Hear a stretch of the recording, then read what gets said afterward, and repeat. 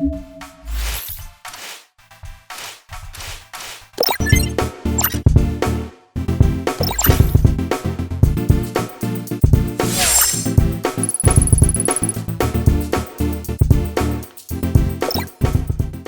안녕하세요. 아나운서 연우진입니다. 저희가 지난 시간에 이영삼 박사님 모시고 30대, 40대를 위한 컨설팅을 좀 이렇게 내 집을 마련하기 위한 컨설팅 자문을 듣는 시간을 한번 마련을 해봤는데요.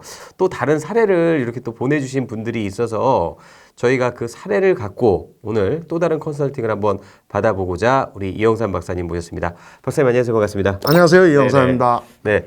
박사님 지난 시간에 30, 40대를 위한 네. 어떤 좀 컨설팅 조언을 좀 해주셨잖아요. 네. 그래서 그 내용을 보고 나는 이러이러한데 네. 어떻게 하면 좋을까요? 하고 또 이렇게 사례를 댓글로 뭐 숨김없이 이렇게 또 보내주신 분이 있어요. 네, 네. 그래갖고 저희가 사실 이메일이나 전화로 받는 건 그분의 또 개인 정보가 있기 때문에 저희가 다루는데 조금 한계가 있어서 좀 그렇지만 아예 댓글에 본인의 사례를 이렇게 오픈하신 분이 있어서 그런 분들의 사례로 저희가 조금, 왜냐하면 그거는 저희가 나중에 문제될 소지가 없기 때문에 그런 분들의 사례로 조금 구체적으로 다뤄볼까 해서 오늘 또 다른 사례를 하나 또 준비를 해봤습니다. 좋죠. 왜냐하면 일반적인 사례 같은 경우는 저희가 보면 저도 이제 상담을 많이 하고 뭐 이러다 보면 개인적인 거에 대한 말을 많이 감추고 얘기를 하세요. 맞아요. 그러면 사실은 좋은 상담이 나가지가 않습니다. 그러니까 좀 오픈해서 내 사례가 어떻다라는 걸 정확하게 알고 하는 게 자기 나름대로도 한번 정리해 보는 게 좋습니다. 의사도 문진이 90%입니다. 문진이 되지 않으면 어디가 아픈지를 모르죠. 네. 그거는 마찬가지 얘기입니다. 네. 예. 그래서 저희가 이제 앞으로는 이런 구체적인 사례를 가지고 이렇게 조금 다뤄보도록 할 텐데 아무래도 똑같은 사례만 또 비슷비슷하게 계속 다루다 보면 좀 그러니까 난 좀 특별한 사연이 있다 하시는 분들은 댓글을 통해서 이분처럼 이렇게 좀 남겨주시면 좋을 것 같아요. 네. 그래서 요 분을 한번 제가 사연을 좀 읽어보도록 하겠습니다. 안녕하세요. 경기도 거주하는 30살 청년입니다. 가장 현실적이고 현명한 독립 방법 조언 부탁드립니다. 네, 이분은 자산 같은 경우는 이제 약 5천만 원 정도를 모으셨대요. 5천만 원 정도를 굉장히 많이 하셨네. 모으셨고 그리고 청약을 벌써 이제 10년 정도 돼서 1,000만 원 정도 청약 통장에 희망 준비가. 고문을 하고 있네. 참 이 청약 저도 지금 열심히 하고는 있는데요. 공부 삼아 하고 있습니다. 뭐 10년이라는 얘기는 잠깐 이제 말 끊고 하지만 우리가 세대 분류하지 않고 결혼하지 않으면 30 이하는 점수가 없죠. 그렇죠. 그러니까 10년을 보았다는 얘기는 아마 부모님이 아마 들어줬을 거예요. 그래서 이거 하는 건데 이거 가지고 청약을 하겠다? 참 그러니까 어렵죠. 제가 알기로도 이게 결혼을 하지 않는 한은 만 30세 이하는 이게 인정이 안 되잖아요. 미만은 이해가 안 돼. 무주택으로 들어가지 않으니까. 그 뭐 사실은 이분 같은 경우는 30대 중반이라 할지라도 점수가 뭐 결국 나와봐야 뭐 그렇죠. 초반 점수밖에 되지 않겠느냐. 이분 같은 경우는 자산이 아까도 말씀드렸다시피 5천만 원 그리고 청약 1,000만 원짜리 통장 그리고 자차가 지금 있으시고 연봉이 약 6천만 원 정도 되신대요. 뭐 그런 지금 뭐 신용대출이나 대출 규제에서 굉장히 자유로우신 걸 수가 있고. 그러니까 연봉이 6천이니까 급여가 세후 약 420만 원 정도 된다고 굉장히 구체적으로 적어주셨습니다. 역세권은 아니어도 된다고 하시네요. 아무래도 이제 자차를 이용해서 출퇴근을 하시는 분이다 보니까 그렇게 역세권에 대한 고집은 안 하시는 것 같아요. 자, 이분 같은 경우는 우선 뭐 가장 좋은 게 분양이라고 아마 생각할 거예요. 분양이 최고다. 라고 얘기를 하고 싶지만 택도 없는 소리죠. 그렇죠. 뭐 이제 30대 초반이 택도 없는 소리고 또 하나는 뭐냐면 지금 자금력이 분양 대금을 낼 만한 자금력이 되지가 않아요. 그러고 보니까 진짜 30대 같은 경우는 분양은 진짜 꿈도 못 꾸겠네요. 계약금 내고 중도금은 어떻게 낼 건데? 그렇죠. 그것도 그렇고 일단은 청약 점수 자체가 말이 안 되니까 추첨제를 노려보는 수밖에 없는데 한다 하더라도 그 다음 자금이 없잖아. 그러니까 그게 이제 좀 문제가 되고 그래서 사실은 청약이 제일 좋다라는 말은 어느 정도 조건이 갖춰진 사람한테 그렇죠. 청약이죠. 그러니까 어느 정도 해볼 만한 싸움이 좀 됐을 그치, 때 얘기를 해야지. 자금하고 이런 게 어느 정도 닥쳤을 때의 얘기지. 그냥 청약이 무조건 좋아요. 이거는 좀 아닌 것 같고. 그래서 이분이 약간 또 구체적인 본인의 상황에 대해서 지금 좀 적어주셨는데요. 현재 부모님 집에서 얹혀 살고 있고 그리고 1년 반 내에는 독립하는 게 개인적인 목표인데 내년 하반기가 지나면 약 1억 정도가 모일 것 같다고 하세요. 네, 그러니까 급하게 생각하는 분은 아닌 것 같아요. 지금 보니까. 그래서 1억 플러스 대출 1억 해서 2억짜리 빌라에라도 들어가는 것이 괜찮을지 아니면 존버하면서 아파트 청약을 기대하는 것이 나을지 내 집 마련의 꿈을 안고 조언을 구합니다 하면서 이렇게 얘기해 주셨는데 아파트 청약은 좀 물 건너간 얘기 네, 같고 아파트 청약 한 10년은 기다려봐야 될 것 같고요. 10년 네. 기다리는 사이에 뭐가 어떻게 될지 모르니까 그거는 좀 네네네. 어려운 얘기고 그분의 이제 또 환경이 어떤 조건이냐면 우선은 신용대출을 받을 수 있는 만큼을 받는 게 유리해요. 그러니까 그분 같은 경우는 지금 자본금이 자산이 지금 5천이래니까 네네. 5천 가지고서는 좋은 물건을 선택하기가 쉽지가 그렇죠. 않아요. 그런데 기왕이면 연봉이 어느 정도 되고 그렇죠, 그렇죠. 월 수익이 한 420 정도면 가정에 특별하게 쓰는 돈이 없고 그러면 420만 원 정도면 사실은 이제 부담할 수 있는 비용들이 굉장히 크기 때문에 네네. 문제 DSR이나 여러 가지로 해서 DTI나 DSR 지금 뭐 대출 총량제로 들어가 있으니까 신용대출이나 여러 가지를 끌어모아서 네네. 자금을 최대한 만들어 보는 거를 우선 권해요. 5천 플러스 뭐 5천 해서 대출로 5천. 그러면은 1억 정도 가까이가 된다 그러면 네네. 현재 자산 5천에 1억 정도가 된다 그러면 이제 그때는 두 가지 선택을 해야 돼요. 두 가지 또 선택을 할 수가 있어요.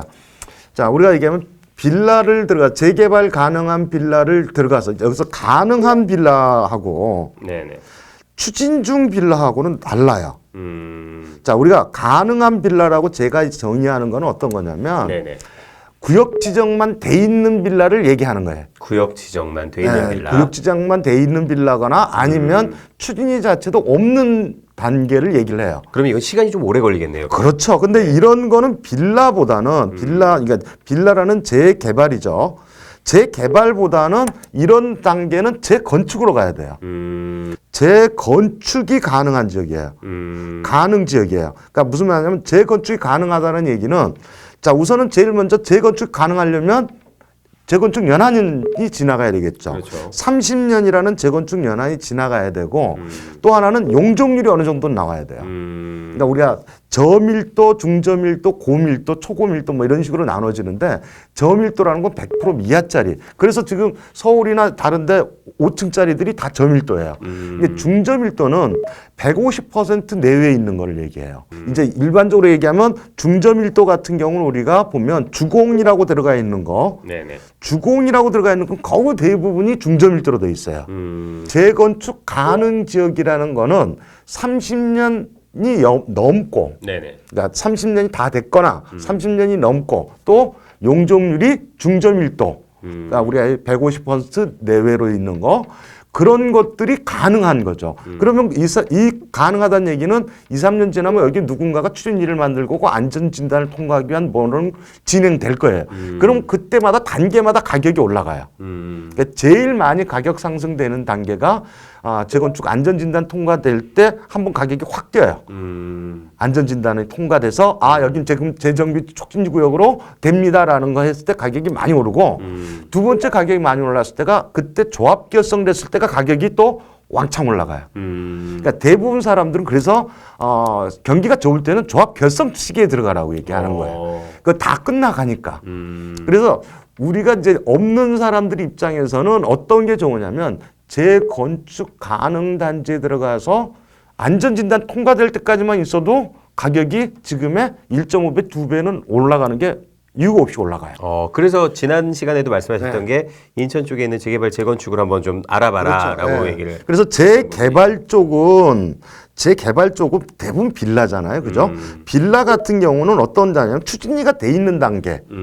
우리가 얘기하면 추진위가 돼 있고 아직 조합 구성이나 이런 게 안 돼 있는 상태를 얘기를 하는 거고 재건축은 재건축 가능한 단지를 이렇게 세분화해서 얘기를 할 수가 있어요. 아무래도 이거는 추진 중인 건 좀 가격이 올라가 그렇죠. 있겠네요. 그러니까 그죠? 지금 최소한 1억 이상이 올라가니까 들어가기가 뭐하죠. 그래서 여러분들한테 이제 얘기하는 게 무주택자이신 분들도 재건축 추진 가능한 단지를 먼저 선점하는 게 유리하다라고 얘기를 하는 거예요. 재건축 추진 가능한 단지. 그렇죠. 네. 이게 그 추진 가능한 단지라 했더니 추진 단지하고 뭐 헷갈려 하시는 것 같더라고요. 추진 가능한 단지, 자금이 있으면은 어떻습니까? 뭐 그런 여러 가지가 있는데 또 하나는 이분 자금이 여러 가지 뭐 제약 요소가 있지만 자, 우리가 투자법에는 이게 금액대별 투자가 있어요. 금액대별. 자, 우리가 지금 가장 큰 게 1억 이하, 3억 이하, 뭐 369 게임하는 것도 아닌데 네. 6억 이하, 네네. 9억 이하, 네, 박수를 쳐야 돼. 박수 치지 말아야 되는구나. 네. 그다음에 12억 이하, 15억 이하 뭐 네. 이렇게 해서 13, 69, 12, 뭐 15로 이렇게 나가는데 이분 같이 자본금이 약하신 분은 3억 이하를 들어가야 돼요. 3억 이하에 들어가면 규제 지역을 들어가느냐 비규제 지역을 들어가느냐를 물어보더라고요. 그런데 비규제 지역 들어가는 것보다는 이렇게 3억 갖고 내 집 마련이 가능한 분들은 규제 지역을 들어가야 돼요. 규제 지역 들어가서 뭐를 해야 돼요? 가격이 안 오르는 데 가서 오를 걸 대비하고 있으면 돼요. 그러니까 미리 시간을 쓰는군요. 어떻게 보면. 그렇죠. 네. 그러니까 어차피 청약이라는 건 나중에 1가구 1주택으로 계속 가시면 되는 얘기고 그거는 나중에 제가 보기에는 뭐 그 청약 바라보고 계속 하신다 그러면 뭐 할 말은 없어요. 그건 본인의 선택이니까. 저도 느꼈습니다. 저는 청약만 바라면 될 줄 알았거든요. 막상 해보니까 이게 진짜 정말 계란으로 바위캐기구나라는 거를 새삼 실감을 하면서 사실 네. 너무 희망 고문이 심하죠. 그러니까 그런 거를 아예 포기를 하고 주택을 생애 최초로 가면 비규제 지역보다는 규제 지역을 가세요. 규제 지역에 가서 재건축 가능 단지를 찾아보면 상당히 많습니다. 그래서 그런 지역들이 지금 가능한 데들이 뭐 안산, 그다음에 인천 지역, 뭐 서울 근교에 있는 지역들, 특히 서울에서 많이 벗어나면 안 돼요. 규제 지역에 가서 뭐가 있냐면 자, 두 가지가 철저하게 있어야 돼. 첫 번째는 호재가 있어야 돼요. 호재. 호재가 두 가지 호재로 나눠져요. 자, 내 단지의 호재가 있어야 돼. 재건축이 가능해져야 돼. 단지의 호재라면 재건축을 얘기하는 거죠. 추진위관 되건 뭐가 나와서 재건축을 추진하든 뭘 하든 안전진단을 통과할 수 있는 가능한 그러려면 아까 얘기한 두 가지 조건이 맞아야 되겠죠. 네네. 30년이 넘어야 되겠고 용적률도 사업성이 어느 정도 나와야 되겠죠. 그래야 이제 하는 거니까 그런 것들로 돼야 되고 그 다음에 또 내 주변이 뭐가 되겠어요. 재건축이나 이런 걸로 어느 정도 지금 가격 형성이 돼 있어야 돼. 그러면 롤 모델이 생기는 거잖아요. 자, 비교할 만한 어떤 대상이 생기게 되니까. 그렇죠. 우리 단지는 지금 안에서 2억 5천, 2억 7천, 2억 뭐 3억 미만대야. 네네. 그런데 옆에 단지는 재건축이 됐어. 재고 나니까 7억, 8억이야. 그럼 차익이 이미 얼마나 차익이 있는지를 그럼 눈으로 내가 확인할 수 그러면 있는. 그럼 네. 그렇지. 그러면 내가 재건축되면 지금 얼마까지는 7억, 8억까지는 가겠구나. 그러니까 분양 아파트가 기존 아파트들 시세를 반영해서 이렇게 따라가듯이 약간 좀 이런 개념으로 그러니까 비교할 뭐 수가 다는 있네요. 아니지만 네네. 어느 정도까지는 올라가는 거지. 그렇게 올라가는 게 확실해야 돼. 그러니까 내가 바뀌어야 되는 거야. 내 주변이 그리고 좀 바뀌어 나가야 돼.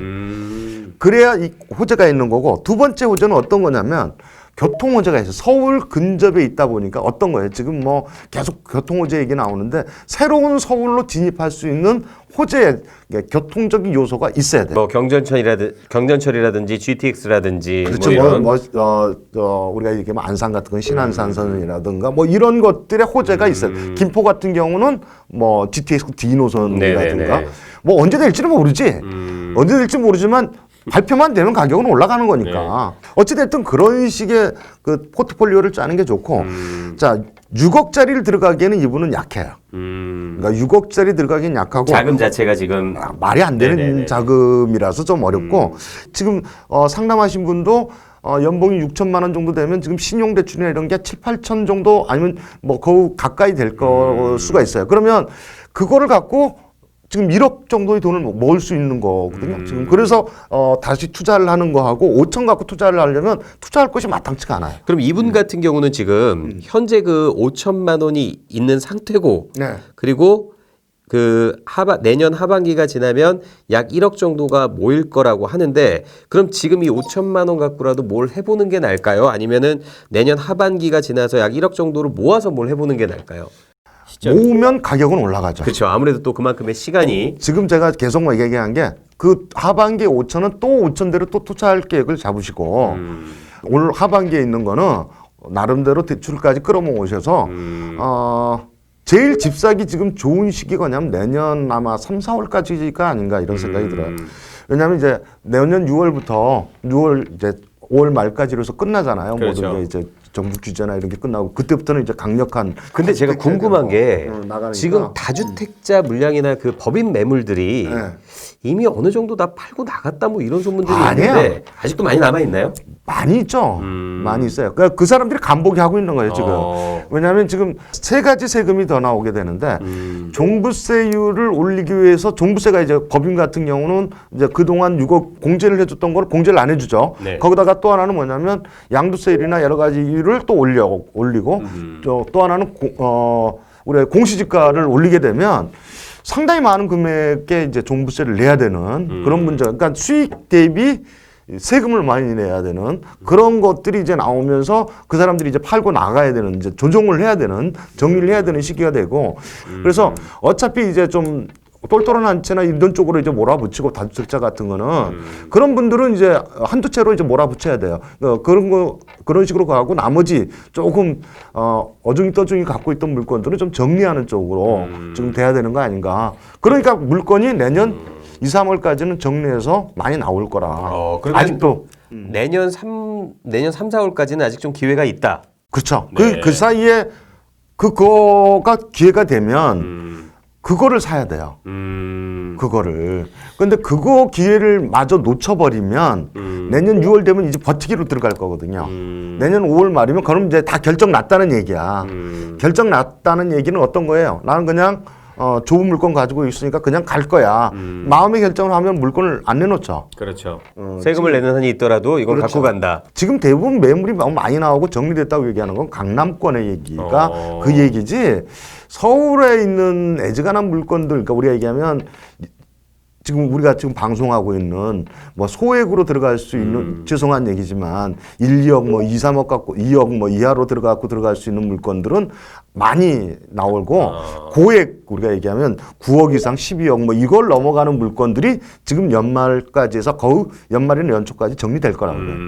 그 사람들은 이제 그걸로 정리가 될 거고. 그러니까 지금 어느 정도 연말 연초에 정리될 거라고 하시는 말씀은 9억 그렇지. 이상의 어떤 물건 네. 이런 걸 얘기하시는 거고 네. 아직까지 1, 2억의 자산을 가지고 들어갈 만한 물건들은 많이 있다. 그렇죠. 그거가 내년 3, 4월까지 해서 이제 많이 정리가 되겠죠. 왜냐하면 기왕이면 법인들도 조그만 거 물건 4, 5억짜리를 갖고 있기보다는 10억짜리 이상을 갖고 있는 게 더 유리할 수가 있으니까 그쪽으로 이제 턴을 하는 거죠. 네. 턴을 해서 털어내기를 하는 거죠. 네, 그러니까 마지막으로 이렇게 좀 정리를 좀 해보자면 네.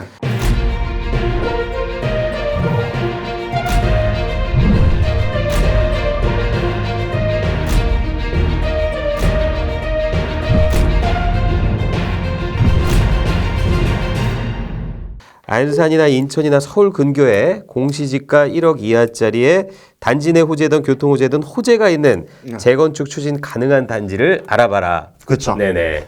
이렇게 정리가 좀 되겠네요. 그죠? 그렇죠. 네. 그러니까 1억 가지고 들어간다면 그렇고 이제 그게 뭐냐면 우리가 얘기하면 매매가 3억 이하 정도, 3억 정도 되는 거 이하 되는 걸 물건 찾아보시면 네.